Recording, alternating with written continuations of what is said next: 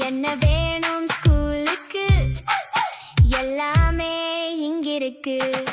Super Saravana stores, Chennai, Madurai, Kovai.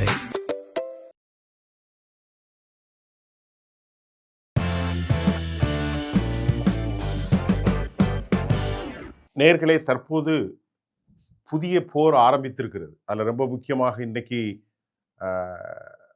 Iran ஜெருசலேத்தை இப்போது இரண்டாவதாக தாக்கி இருக்கிறது. வடக்கு பகுதி மிக முக்கியமாக தாக்கப்பட்டிருக்கிறது. இஸ்ரேலுடைய வடக்கு பகுதி ஈரானால் ஏன் தாக்கப்பட்டது என்ற ஒரு கேள்விக்கு தற்போது சர்வதேச அளவிலான செய்திகளை நான் உங்களுக்கு தர காத்திருக்கிறேன். மிக முக்கியமாக கடந்த பல ஆண்டுகளாகவே நாம் இந்த செய்திகளை ஒவ்வொரு செய்திகளாக துல்லியமாக இன்டர்நேஷ்னல் மீடியா வழியாகவும் நமது பார்வை வழியாகவும் உங்களுக்கு தந்து கொண்டிருக்கிறோம். இப்பொழுது அந்த பேச்சுவார்த்தை சமாதான ஒப்பந்தம் நடைபெற்றாலும் கூட அந்த பேச்சுவார்த்தைக்கு இடையிலே ஹெர்முஸில் அமெரிக்காவுக்கும் இஸ்ரேலுக்கும் அமெரிக்காவுக்கும் ஈரானுக்கும் இடையிலான மோதல்கள் தொடர்ந்தது. நேற்று கூட நாம் பார்த்து கொண்டிருந்தோம். அமெரிக்க அதிபர் திடீரென ஒன்றை பேசுவது, திடீரென தாக்குவது, திடீரென அச்சுறுத்துவது, இப்படி பல நடவடிக்கைகள் சென்று கொண்டிருந்த நேரத்தில் லெபனானில் அத்துமீறுகிறது இஸ்ரேல். லெபனானில் ஏராளமான பொதுமக்கள் கொல்லப்பட்டார்கள். அந்த கொல்லப்பட்டதற்கு போரை நிறுத்த வேண்டும், இதுவும் கூட அந்த சீஸ்ஃபயருக்குள்ளே தான் வருகிறது என்று ஈரான் கடினமான ஒரு வேண்டுகோளை வைத்தார்கள். அமைதி என்பது ஈரானுக்கு மட்டுமல்ல, ஹெர்முஸுக்கு மட்டுமல்ல, இந்த அமைதி என்பது லெபனானுக்கும் சேர்ந்தது. அதை சேர்ந்துதான் இந்த அமைதியை நீங்கள் எடுக்க வேண்டும் என தொடர்ந்து வலியுறுத்தி கொண்டிருந்தார்கள். யாரு? ஈரான். ஆனால் எப்போதும் உங்களுக்கு தெரியும், இஸ்ரேல் மட்டும் தாங்கள் என்ன டார்கெட் வைத்திருக்கிறார்களோ அதை செய்வார்கள். ஊரை நாசம் செய்வது, கொலை செய்வது, தலைவர்களை நாசம் செய்வது. இப்போது கூட அவர்கள் அமெரிக்காவுக்கு கொடுத்த அந்த கோரிக்கை என்னவென்றால், பக்கர் கலிபாவை கொலை செய்துவிட்டால் நாட்டில் குழப்பம் ஏற்பட்டுவிடும், அவர்தான் திட்டங்களை எக்ஸிக்யூட் பண்றாரு, அதனால அவரை கொலை செஞ்சிடலாம் அப்படின்ட்டு அமெரிக்காவுக்கு ஒரு செய்தியை கொடுத்திருந்தார்கள். அது மட்டுமல்லாமல் அமெரிக்காவில் இருந்து பேசக்கூடிய நிறைய விஷயங்களை அவர்கள் ஒட்டு கேட்கிறார்கள். மற்ற நாடுகளில் ஒட்டு கேட்பதையும் தாண்டி அமெரிக்காவில் இருந்து பேசக்கூடிய பல பேச்சுக்களை அவர்கள் ஒட்டு கேட்கிறார்கள் என்று நியூயார்க் டைம்ஸ் நேற்று பரபரப்பான செய்தியை வெளியிட்டிருந்தது. ஆட்டை கடித்து மாட்டை கடித்து மனிதரை கடித்த கதையாக அமெரிக்கா தான் இவனுக்கு எல்லாம் கொடுக்கிறார். அந்த நாட்டில் இராணுவத்திற்குள் நடப்பதும், அந்த நாட்டுடைய அஃபீஷியல்கள் பேசுவதும், அந்த நாட்டுடைய பெண்டகனுடைய ரகசியமான சில விஷயங்களை சில ரகசிய மென்பொருள் மூலமாக இஸ்ரேல் ஒட்டு கேட்ட செய்தியை நீங்கள் புரிந்து கொள்ள வேண்டியும் என்றால் நியூயார்க் டைம்ஸ் நேற்று செய்தி வெளியிட்டிருக்கிறது. இதற்கிடையே ஈரான் தொடர்ந்து வலியுறுத்தியது. நேற்று நான் உங்களுக்கு இதே நேரம் பேசிய காணொலியில் திடீரென இஸ்ரேலை ஈரான் தாக்குவார்கள் என்று சொல்லியிருந்தேன். நீங்கள் அந்த செய்தியை பார்க்கலாம்.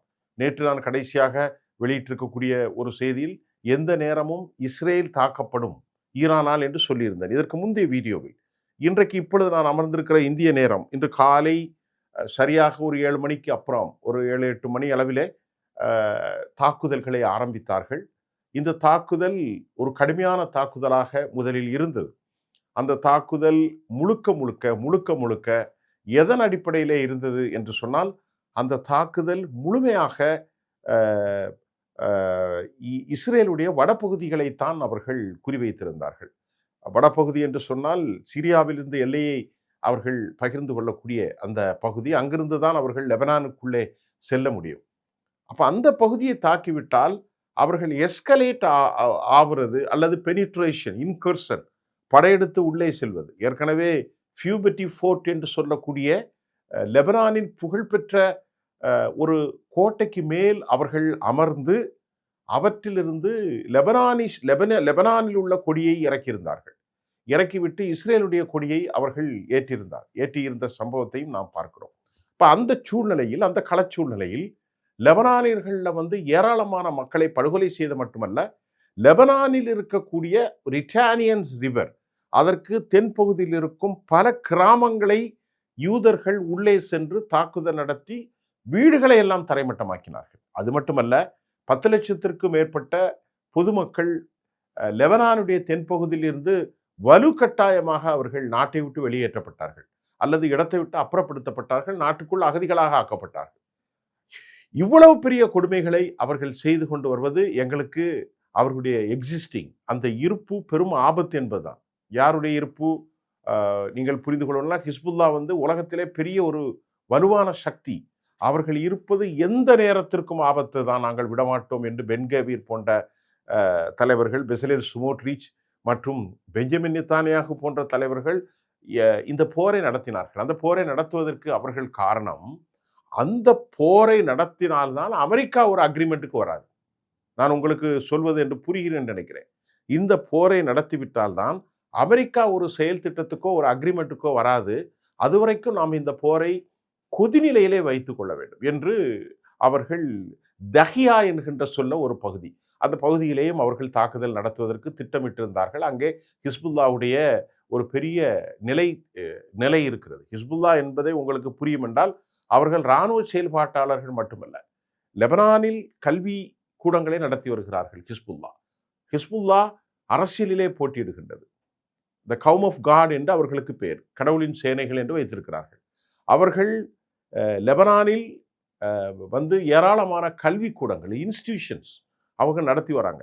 அது மட்டும் இல்லாமல் மருத்துவமனைகளை லெபனானில் நடத்தி வருகிறார்கள், அறக்கட்டளைகளை நடத்தி வருகிறார்கள். லெபனானுடைய ஸ்ட்ரக்சரல் ஃபோர்ஸ், கிறிஸ்தவ முஸ்லிம்களுக்கு இடையான உறவுகளை அவர்கள் மேன்மைப்படுத்தி வருகிறார்கள். இன்றைக்கு வரைக்கும் உள்நாட்டில் எந்த பிரச்சனையும் கிடையாது, அந்த அளவுக்கு சுமூகமாக இருக்கிறது. அதை போன்று இராணுவ செயல்பாட்டையும் அவர்கள் ஆரம்பித்து வருகிறார்கள். அதை போன்று ஆன்மீக ஒழுக்கங்களையும் செய்து வருகிறார்கள். இப்படி அந்த நாட்டில் 50% இஸ்லாமியர்கள், அதாவது ஷியா பிரிவு முஸ்லிம்கள் வாழ்கிற அந்த பகுதியிலே தான் இதனுடைய தலைவர் ஹசன் நஸ்ருல்லா படுகொலை செய்யப்பட்டார், பாத் ஷுக்கூர் கொலை செய்யப்பட்டார், அலி கராரி படுகொலை செய்யப்பட்டார்.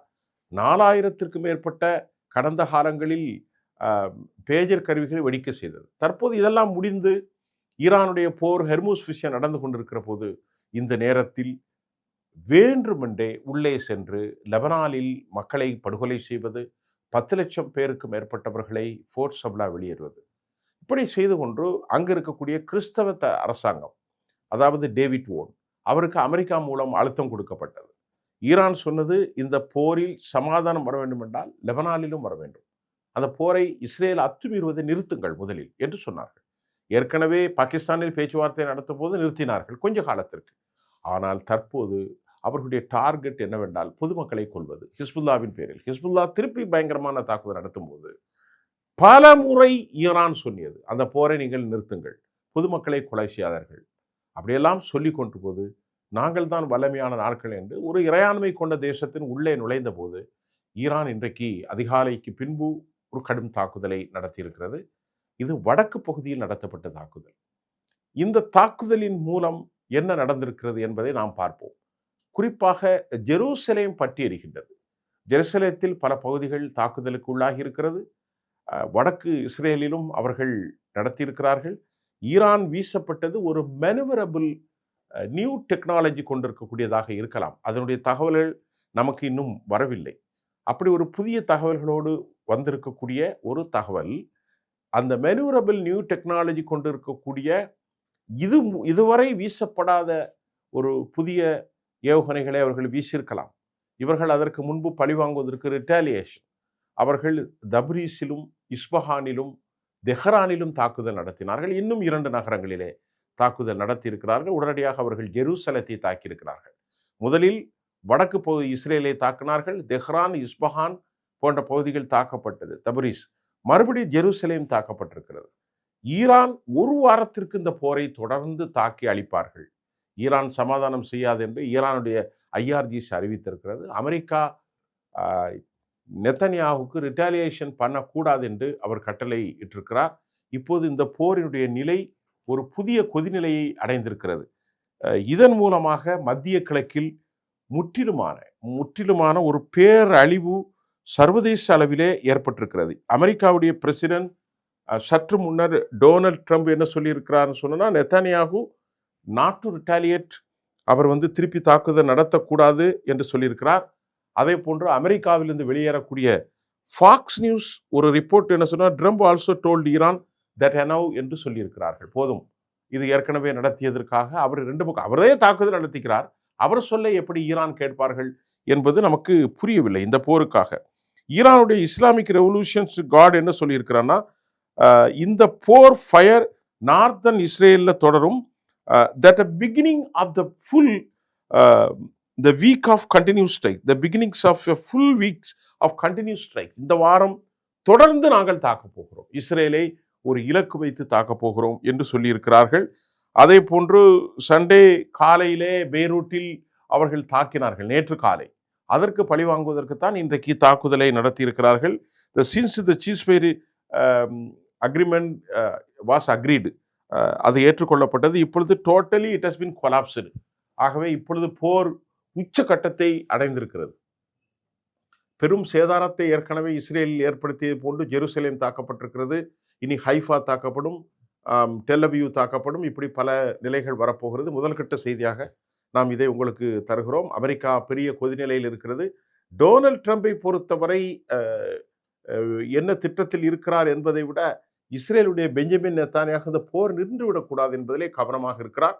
அதற்காக இப்பொழுது அவர் கையில் எடுத்திருக்கக்கூடிய ஆயுதம் கொதிநிலையில் எப்போதும் லெபனானை தாக்கி கொண்டே இருப்பது. சொல்லி சொல்லி பார்த்துத்தான் கடைசியில் இந்த போரை நாங்கள் கைவிடப் போவதில்லை என லெபனானில் அவர்கள் தாக்குதல் நடத்தியதற்கு பதிலடியாக ஈரான் தாக்குதல் நடத்தியிருப்பதாகவே இன்று காலை நமக்கு செய்திகள் தற்போது வரை கிடைத்து கொண்டிருக்கிறது. இன்றைக்கு 11:28 தற்போது கிடைத்திருக்கக்கூடிய இன்டர்நேஷனல் ஏஜென்சி ஈரானுடைய தாக்குதலில் நவாட்டிம் அண்ட் டெல்னாஃப் 2 பகுதிகள் according to the Iranian states media சொல்லியிருக்கிறது.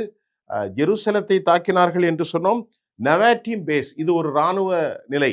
நவாட்டிம் மற்றும் டெல்னாஃப் பகுதிகளையும் ஈரான் தற்போது தாக்கியிருப்பதாகவும் இஸ்ரேலிலிருந்து செய்திகள் வந்திருக்கிறது. இது ஒரு முக்கியமான ஒரு செய்தியாகவும் பார்க்கின்றோம். அப்போ இஸ்ரேலுடைய பல இலக்குகள் நவாட்டிம் பேஸ், டெல்னோஃப் எல்லாம் இராணுவ நிலைகள். இதைத்தான் ஈரான் இன்று காலை கடும் தாக்குதல் நடத்தியிருக்கிறார்கள். மிக முக்கியமாக அடுத்த செய்தி தற்போது நமக்கு கிடைத்திருக்கிற செய்தி, அமெரிக்கா எவ்வளவோ சொல்லியும் கேட்கல அப்படிங்கிறத ஒரு செய்தி வருகிறது.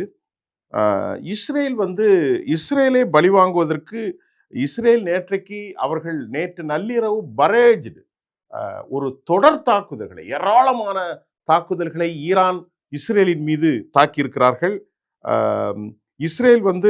Israel had struck the Iran since the ceasefire.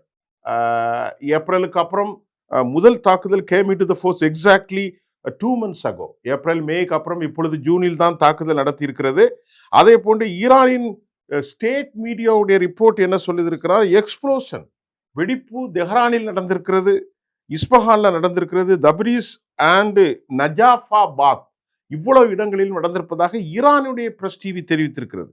அதே போன்று நேற்றைக்கு அவர்கள் ஜெருசலேம் தாக்குதலை இன்றைக்கு நடந்திருக்கிறார்கள். ஷார்ட் டைம் அகோ, சற்று நேரத்திற்கு முன்பு Jerusalem தாக்கப்பட்டிருக்கிறது. there was more Iranian rocket fire at Jerusalem and central and southern Israel.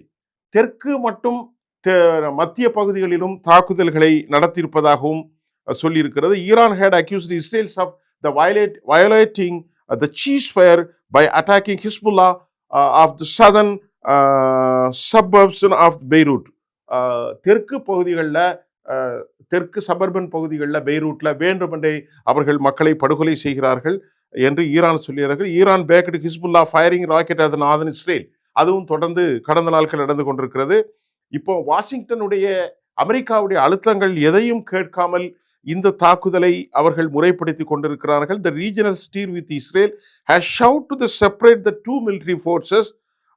இப்பொழுது அமெரிக்கா அழுத்தம் கொடுத்து வருவதாகவும் செய்திகள் வருகிறது. மீண்டும் இதுதான் முதற்கட்ட செய்தி. என்று காலை 11:28 வரைக்கும் உங்களுக்கு செய்தி. மீது அடுத்த செய்திகளோடு நான் உங்களை சந்திக்கின்றேன். நன்றி.